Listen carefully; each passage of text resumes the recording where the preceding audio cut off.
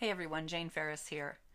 You might not believe this about me, but one of my favorite summertime activities is fishing. Yes, this girl loves fishing. I even bait my own hook. And the thing I like about fishing is not only the fact that you can kind of compete with whoever you're with to see who gets the biggest fish, that's fun, but it takes skill.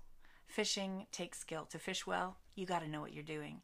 So there's certain fish that like certain bait, and the whole idea is to trick the fish into thinking that they are getting a delicacy, that what's on your hook is worth biting into. And we want those fish to take that hook. We don't want them to take it hook, line, and sinker, but actually, a lot of times they do. And unfortunately, as Christians, we do the same thing.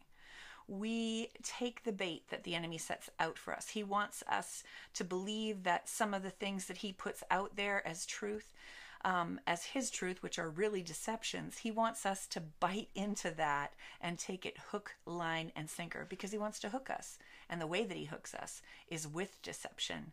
That deception goes deep into our heart and it's hard to get out. So we need to be careful about what we take in and what we feast on.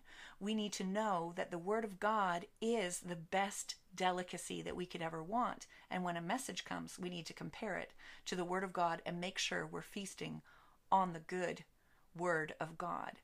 You see, in Matthew 24, Jesus' disciples asked him what would be a sign of the time of his return. And he said, the very first thing he said was in that day that there would be many who come and claim to be him, and many would be deceived.